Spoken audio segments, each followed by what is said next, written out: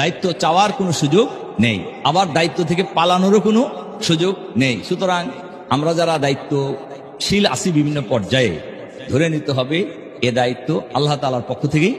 এখনের তৃতীয় মুর্শিদে আম ওমর তেলমে সানি খুবই বড় মাপের একজন পণ্ডিত লোক ছিলেন।